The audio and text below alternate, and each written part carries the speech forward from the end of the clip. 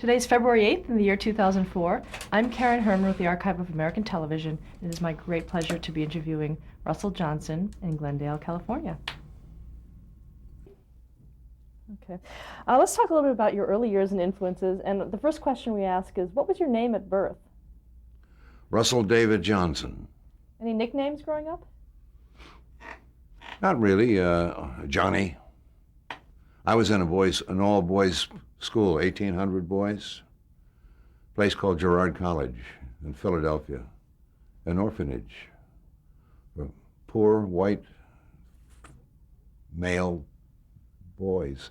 Founded by a great Frenchman named Stephen Girard in 1848. That has since been changed, and now there are black children, girls and boys there, and so on and so on. But that was that happened in the 1960s. But anyway, so people were called by we're all called by our last name in those days. You know, nobody said Russell or hey Johnson, that kind of thing. So Johnny became my nickname. What ages were you at that school? I was there from the time I was 9 until I was 18. I was admitted to that place, to Girard College, on the 7th of February, 1934, with my two brothers, Kenneth, who was a year younger than me, and David, who was a year younger than him. And they were for poor white male orphans. In the state of Pennsylvania, you could be declared an orphan if your father was dead. Okay? So that we stayed there and went to school. We were housed, fed, clothed there. Your mother signed you over, because this was in the middle of the Great Depression, and she had other children. My father died at the age of 32. What was his name? His name was Russell Kennedy Johnson. He died of pneumonia in 1932 at the age of 32, and my mother was 30, and she had 6 children.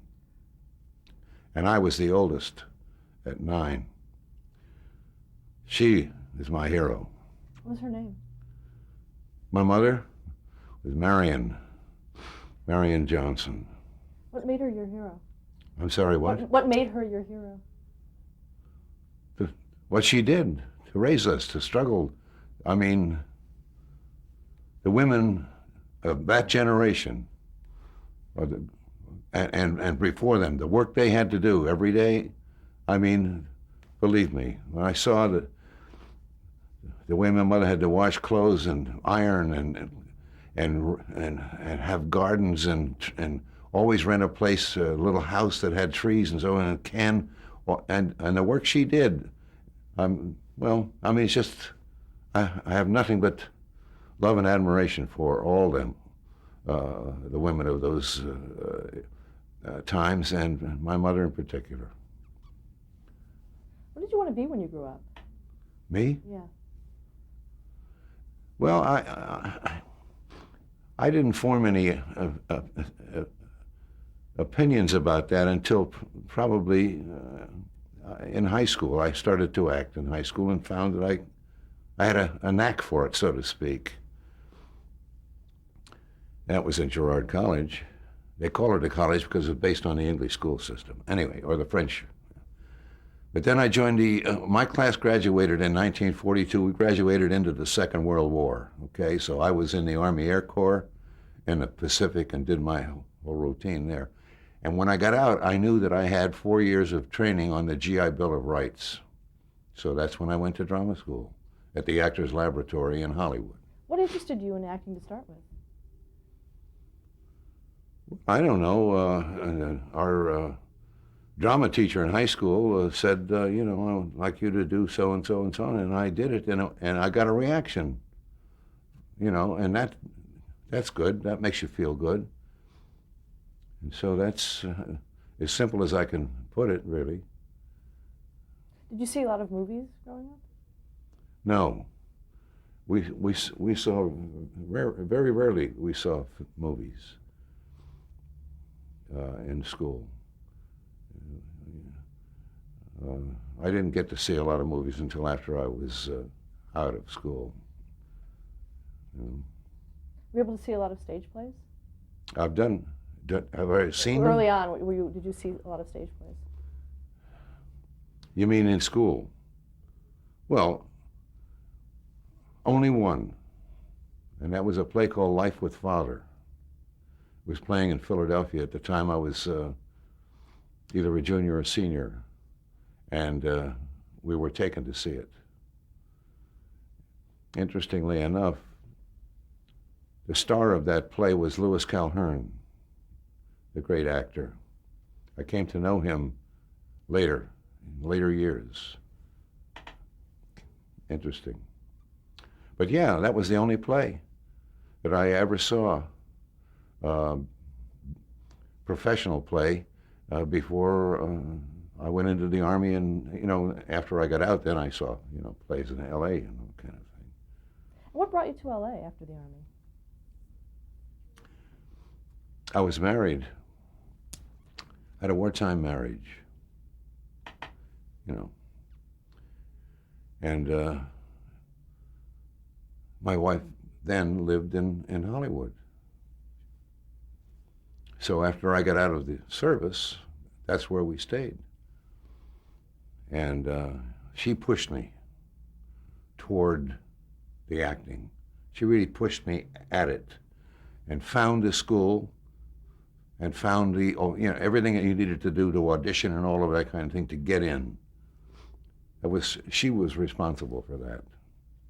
Talk about the Actors Lab. What was it? The Actors Lab? The Actors Lab was founded by members of the old group theater in New York. Clifford Odets was the playwright for that theater. That was a very famous group of actors, the group theater in New York.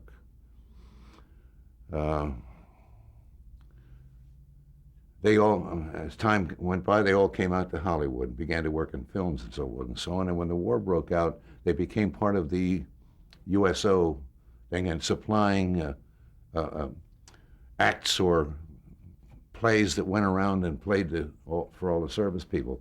After the war, they had applied to become work on the GI Bill of Rights, to have the rights to do that. Anyway, so their first classes were in January of 1946, and I had gotten out of the service in November of 45. And they were auditioning people at that time for this class. And so I was put in the hands of a wonderful man, a screenwriter named Les Pine, who coached me in a scene from Lillian Hellman's play of The Searching Wind, and worked with me and helped me because I was stiff as a board. Anyway, I went and auditioned, and they accepted me, and so I was in that class, and most of us were in that class were GIs. We had been in the service one way or another, whatever service. The classes there also included people from Universal Studios and from 20th Century Fox. And Marilyn Monroe was there at one point for some training. But it was the Stanislavski method, and it was a tough proposition. As a matter of fact, I was there for 3 months, and I wanted to quit because I was scared, and I could not do it. I couldn't get it. It was really frightening. The demands, because what they do is they tear you apart and put you back together again. I didn't like that. Anyway, I was really on the verge of quitting, and then I don't know how it happened, but one day the light went on, and I was there, and I said, "I'm an actor, and I can do this." And I can't tell you what triggered that, but it happened. That happens, Anyway, the light went on, and I was there. Who were your instructors? My instructors, teachers, people like Morris Karnofsky, Phoebe Brand, Sam Levine, the actor from New York, Tony Quinn. Taught some things. I had a speech teacher, Margaret Prendergast McLean, one of the great ladies, I'm telling you, wonderful. Body work, Lotta Gosler, fencing, scene building, set building. I mean, it was everything. We had directors. We had an evening once a week where we would go to a studio and a director of a film would speak to us. We would see the film and we would talk about all of those kinds of things. I'm trying to think of there were all kinds of teachers, actors, working actors and actresses, and so on and so on. But it was a complete, wonderful course. It took 2 years, and then you became an apprentice if you wanted to be to the theater, because the lab had a theater too, the old Las Palmas Theater on Las Palmas Avenue, and they did plays, professional plays there, and you got the chance to work in small parts in the plays. Do you remember your first professional role as an actor? Well, in these plays, Nikolai Gogol's The Inspector General. Okay, I was one of the soldiers in that. In Stefan Zweig's version of Ben Jonson's Volpone, I was a groom in that. You know, those kinds of things. And then in terms of television,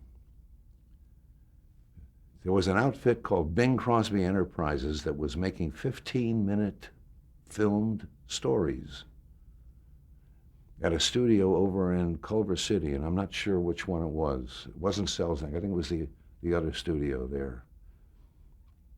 Anyway, so I got into one of those, had a little 15-minute shot in one of those, and I was doing plays at the Circle Theater in Hollywood. And agents saw me and that kind of thing, and so I began to get into live television too, because that was what it was. And film television didn't really exist. I mean, the Bing Crosby thing was an anomaly in a way. Do you remember what you did on that show? When, Bing Crosby? Yeah, it was called A Game of Chess. And you know something? It was a chess. I can't remember anything much about it. It was, you know, and it was one of those things. It helped me get an SAG card. Do you remember the first time that you saw television? First time I saw television? Yeah, standing in front of a store on Hollywood Boulevard. You know, they used to have they used to be in the windows. I mean, crowds would gather around and watch what was going on, like at 6 o'clock, because it didn't come on till like 6 o'clock, and ran until maybe 10, and that was it. That was it, you know. Oh. There she is. Okay. A lot of this stuff is hard to remember. I mean, you're talking a long time ago, you know. Let's talk about your first professional film role. Do you remember what that was? In a movie, yeah. It was a film called For Men Only. It was about hazing in fraternities, okay? It was based on a true story. It was based on something that happened at UCLA. The guy who wrote it, the screenwriter, was part of that fraternity. Paul Henreid, the great Viennese actor, was producing, directing, and starring in independent films in those days.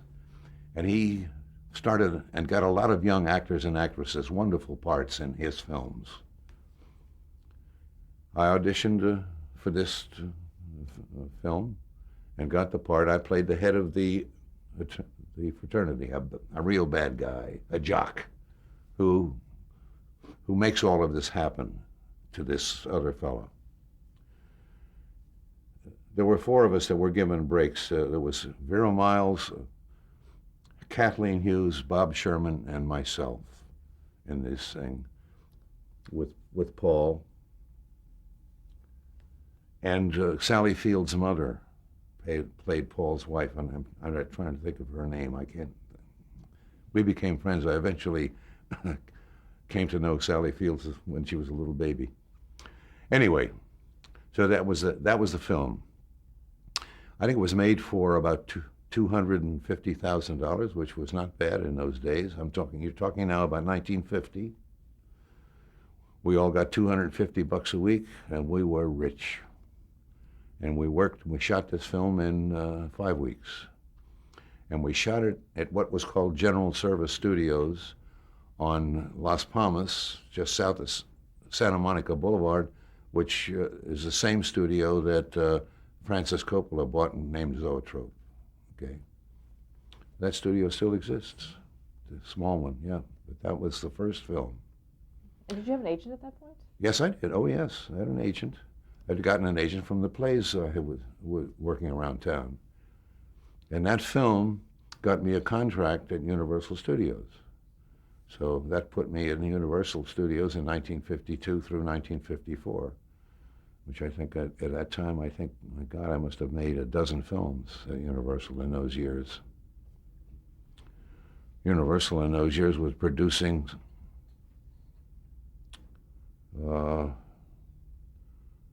they were producing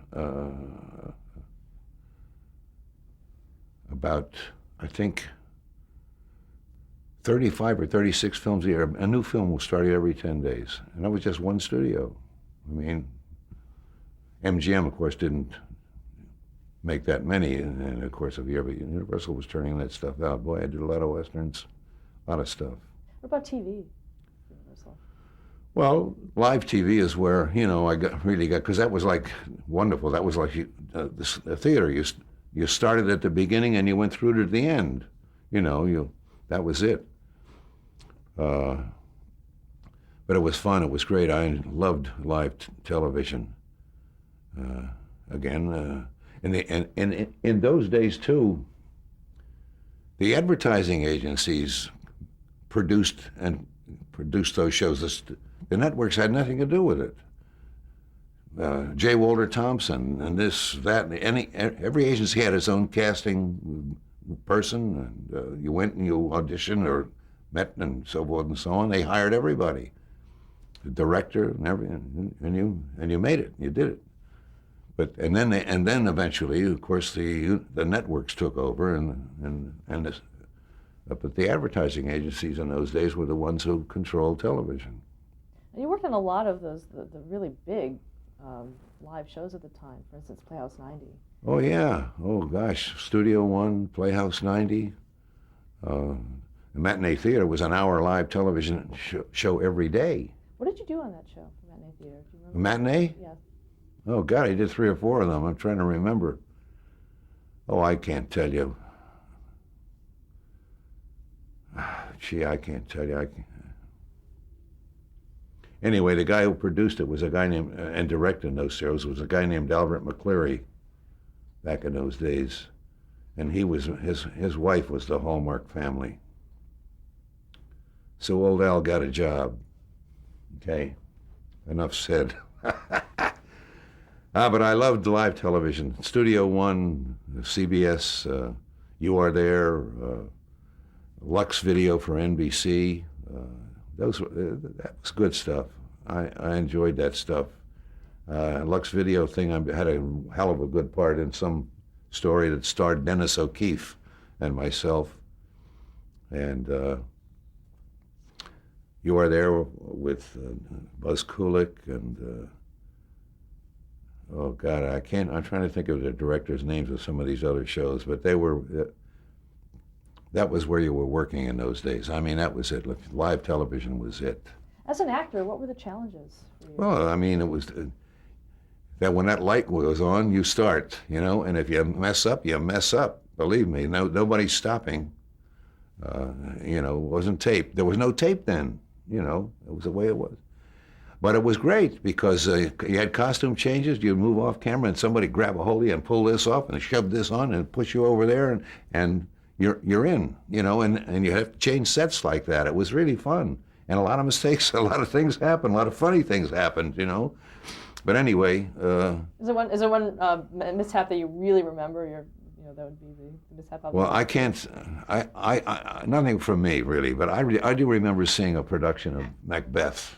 Charlton Heston was playing Macbeth, and I can't think of the actress who was playing Lady Macbeth. But they caught us moving from one thing to another, and they caught a shot of her cursing, and you could barely make it out. But she was mad about something. Anyway, that was funny. And you were on the set at the time? No, no, I was watching it you on watched it? television. Everybody saw it. Yeah, well, Do you remember the You Are There episodes that you did? The storyline? yeah, the live one. The live one was called Doolittle's Raid on Tokyo. And what it was all the pilots and the crews of those aircraft that did that raid on Tokyo, they were on an aircraft carrier, okay? Because these B-25s took off from an aircraft carrier, which was a hairy thing. And so the live part of it was getting ready for this, and then they filmed, and then they went to the to the filmed actual takeoff of these planes. That was the end of it. The live part of it was all getting ready to go to the planes and to take off. That was You Are There Live. That was directed by Buzz Kulik. I did a You Are There on film, which was Mr. Christian Seizes the Bounty. And these were wonderful ideas. You know this show. It's where they had newsmen talking about this is happening right now. They're going to kill you. You want to talk to Mark Antony. You want to talk to Cassius. Anyway, the point is, it was wonderful. These CBS news guys, real news guys, are talking to these characters about what's happening now. You are there. Great idea. Was Walter Cronkite on when you were doing them? No, was one of them. no, it was. I can't think of the guys' names, but they were local guys here in Hollywood. Also, that show actually was kind of related to the Blacklist as well, regarding. Well, hell, I was involved in all of that too. The Blacklist. Boy, that was scary. The Actors Lab was considered a red front. Oh God. There were there might have been some communists there. And you had what's his name? The bad guy in the Senate, Joe McCarthy. He was doing his thing in Washington. There was a bunch of people in New York, and they had an outfit called Red Channels. They were deciding whether you could work or not. In Hollywood, they had another bunch of people who decided whether you were pink, red, or what should be done about you. So I told you, the advertising agencies everybody had somebody who was saying, hey, I'm okay, but I'm not too sure about you, see? That was a time in which all that people had to do was to say, I think, maybe, and you were guilty. You had to, it went the opposite way. You had to prove your innocence. I once had a job offer at MGM in a film. My agent calls me and he says, you're going to have to go to MGM and talk to this guy because they want to know about you. So I went to MGM and I went to this office, and I can't remember this guy's name. He was an executive. He was a hatchet man. He said, sit down. He's on one side of this enormous desk in his big office. You're Russell Johnson? I said, yes. He said, here. And he slid across the desk a couple of sheets of paper to me. And the first said, Russell Johnson organized the electrical workers in Schenectady, New York in 1932. Russell Johnson organized the mine workers on the Mesabi Range in Minnesota in 1933. Russell Johnson did so and so until 1934. Russell Johnson, Russell Johnson, Russell Johnson, Russell Johnson, until he got to this one. They said, Russell Johnson, student at the Actors Lab. Russell Johnson appeared in such and such a play. Behold a Day, about the forming of Israel, the English in Israel and the Jews and so on. Russell Johnson signed the Stockholm Peace Petition. Russell Johnson signed this thing for the Hollywood 10. Okay, so and so and so on. Now he says to me, I want you to write a letter to Lowe's Incorporated affirming or denying everything on this list. And then at the end of it, I want you to write a statement as to whether or not you have now or have ever been a member of the Communist Party. Once we get that and we take a good look at that, we'll we'll let you know whether you got this job or not. I told him in 1932 I was 8 and 9 and 10 and so on until I got to my own. And I said, sure, I was in that. I was a student there on the GI Bill. And of course I did that play. That was a hell of a good part for me. And I signed the Stockholm, I wanted a peace. So did 150 million other people in the world, you know. Anyway, and at the end I said, yeah, I'll sign that. I'm not a communist, never have been, okay? But that you had to go through that in order to get this bloody job at MGM. I knew people who were scared to death. I knew people who, one of my teachers died, in a sense, almost related to that kind of thing. Another fellow I knew went to England in order to continue working, and was able to do that. It was a fearsome time.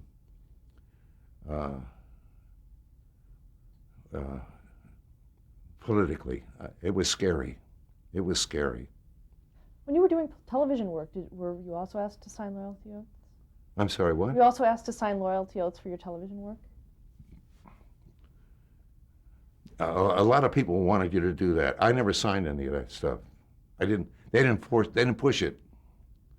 The only people that ever really pushed it was this guy at MGM. Through the times of auditions and being around, people knew who you were. They knew you. They knew you.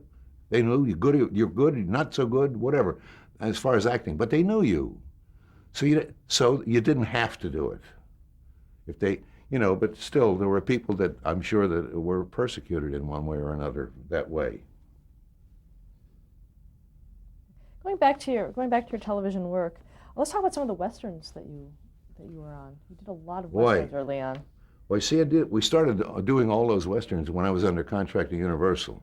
They made a lot of westerns, and I did a lot of those. I did 3 of them with a guy named Audie Murphy.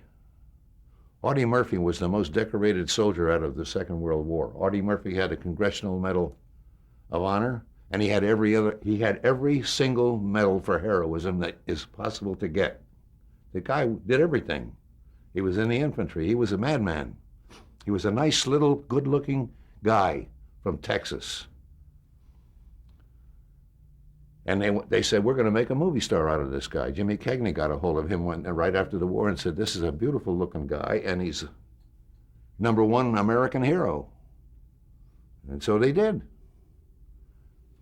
And he was, a natural with the horses and the Western and all that. And so I ended up playing the heavy in movies with him and getting into fights and all of that kind of thing. And the Western was a goodly part of Universal's production, plus science fiction. I did the first 3D movie they ever did there called It Came from Outer Space. Let's stop there to change the tape. Okay.